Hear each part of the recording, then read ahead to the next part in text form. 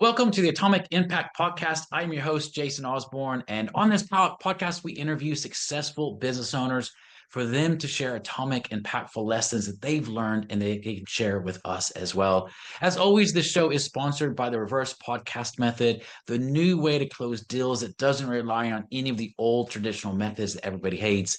We use this method to book 26 qualified leads and sales calls in 10 days without any ad spend, outreach, or endless social media posting. To find out more, direct message me on LinkedIn to have a chat. That's Jason A. Osborn, and the link to that will be in the show notes below. But on this show today, our special guest is Nathan Sebesta, and I hope I said his last name correctly. He's the owner of Access Wealth Strategies, providing financial planning, investments, insurance, and retirement planning. So, Nathan, thanks for being on the show. And I want to ask you the first question I always love asking, and that is this: if you were able to go back to when you started your career, your very first business, what's the number one piece of advice that you would give yourself?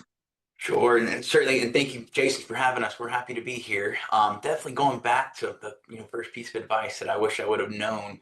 When I first started in the business, I was working for myself. Kind of had a manager that I was working with, kind of helped me through learning the systems and getting licensed and getting all the different designations and all of that fun stuff. But I just wish that I would have partnered with like a senior advisor, someone that's been doing it for 20, 30 years, and just been a fly on the wall. I think that would have been so much more beneficial than going and trying to bring on clients, trying to say, hey, I'm an expert in this. I just got my license last week. Let me do all your financial planning versus, hey, here's an experienced, advisor that's been in the business 20, 30, 40 years. I'm the junior advisor. I want to set a meeting with you to meet with him or her, or something along those lines, and then just really learn their process, learn their how they run a meeting, how all the dynamics of that. So I feel like and that's kind of with my business. I spent 3 years running my own practice, and then I went about 3 years working for another advisor, and then I eventually took over that practice. So I in a nutshell, did it, but I don't want to say I wasted 3 years, but I wish I would have done it in a reverse order and worked with that other advisor first, learning the ropes, learning how to run a business, all those things that they don't teach you on the exams and licensing things that you go through. So certainly, I think that would be my number one kind of rule. And even if every new advisor or agent that I talk with, I always tell them, whenever you're at a networking thing, go find the guy with the grayest hair you can find and go pick his brain, because he knows so much more than you'll ever learn from any of your new teachings or whatever the networking you're finding. So I always love that. I love that. That's a great piece of advice. And it really comes down from what I'm hearing you say is it's finding those experienced people, learning from them instead of just trying to figure it out all on your own. Definitely, yeah. And I was the stubborn one when I first started, and I think you have to be stubborn in this industry to stick with it, and really hone in on the process and to stay with it. But also too, I mean, yeah, having those expertise and people that have been doing it for so long. There's so much information you can gather from them, and most of the times they're very, very willing to share and help mentor someone in the business too. Yeah. When I was kind of starting out, I was just, I was young and naive, and I was just like, I'm just going to learn everything I can possibly. So I did all these different designations. I was always in a book, and I enjoyed it and I loved it, and I still do. But at the same time, I wish I would have just spent more of that time with someone that had already been there, and could kind of, tell me the things to watch out for and whatnot. So Yeah. Yeah. It reminds me of the saying, your net worth is the size of your network, people definitely. and stuff.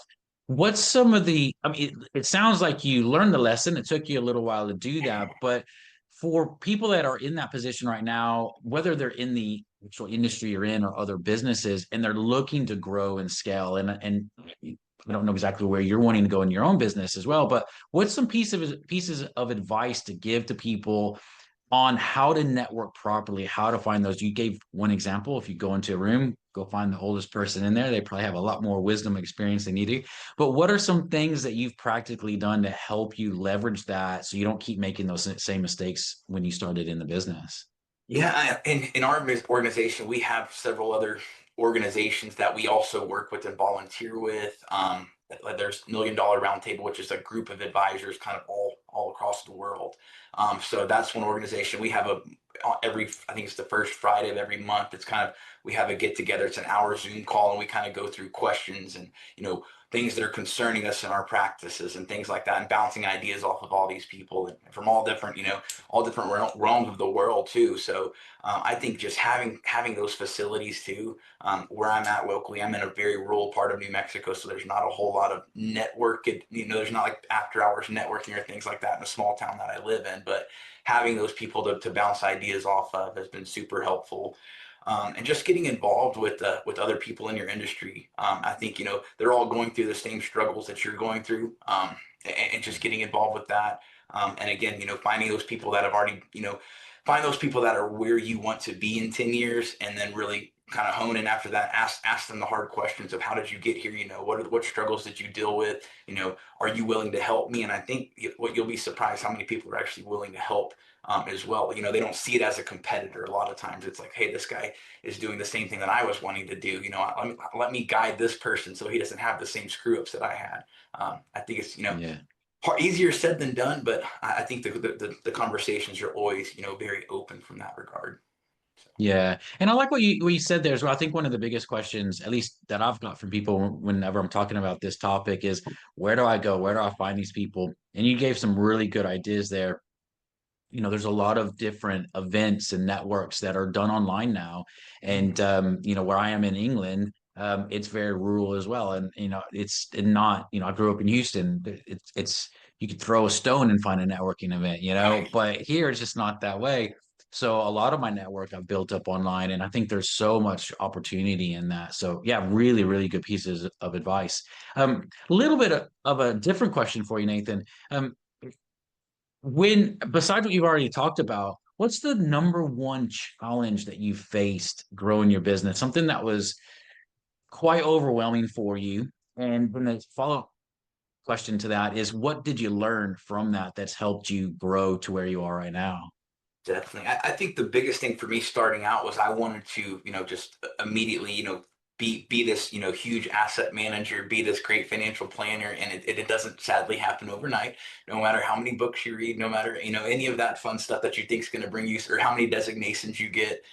Early on, went after so many different designations and all this learning. And I thought that was just going to, as soon as I got this next designation, 20 clients were going to line up at the door and like, oh, please, here's my millions of dollars. Please manage them for me. Like, it does not work like that. But I think there is that, there's no key to overnight success.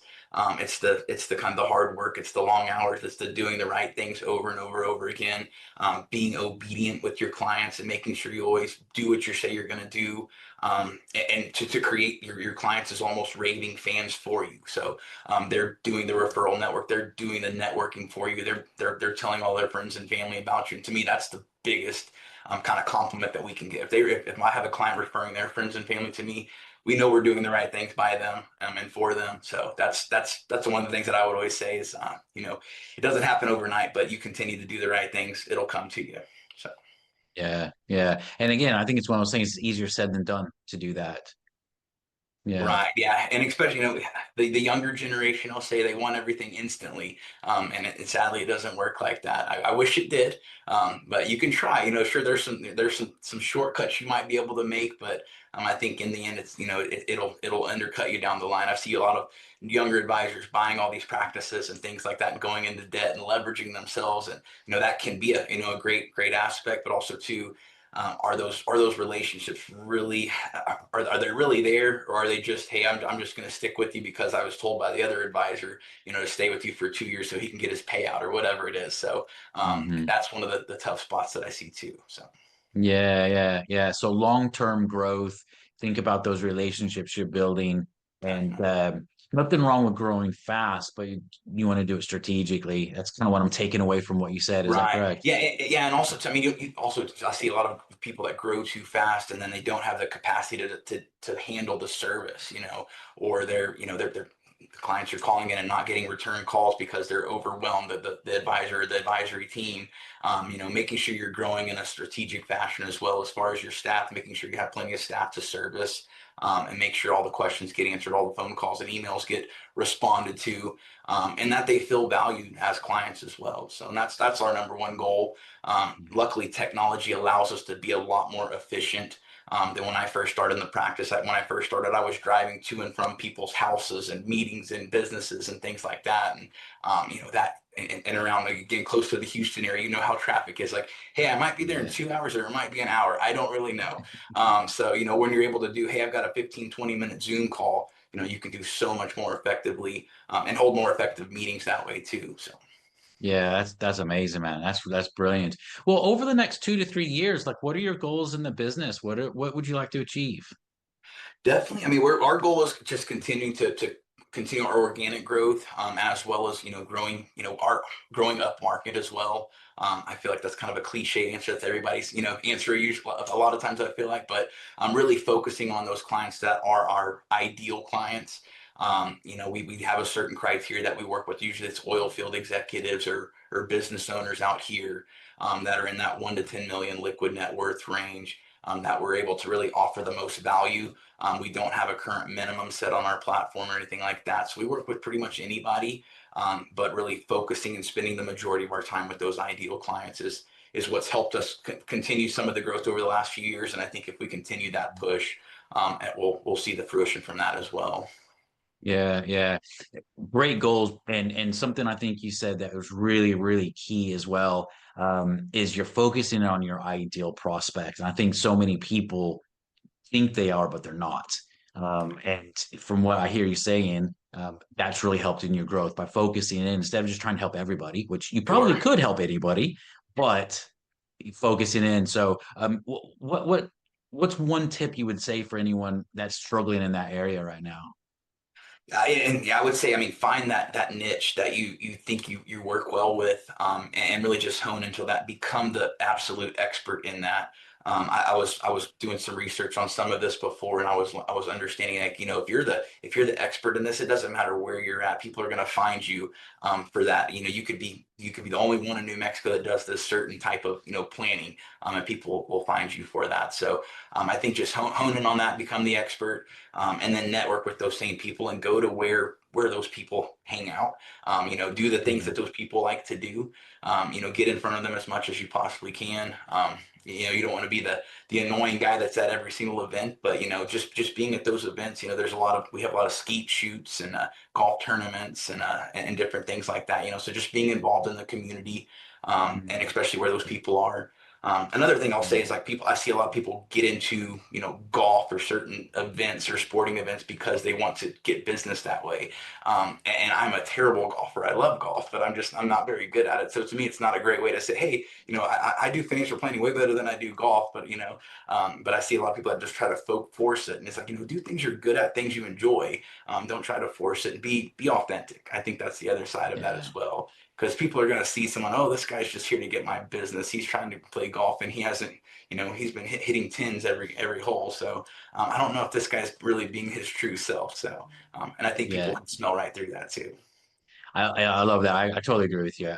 You be authentic in what you're doing. The authenticity comes through more than whether you can play golf or, do some sort of other thing you're just not skilled at, which we totally agree with you on that. So, well, Nathan, for people that are wanting to learn a little bit more about what you do, what's the best place for them to contact you? Sure.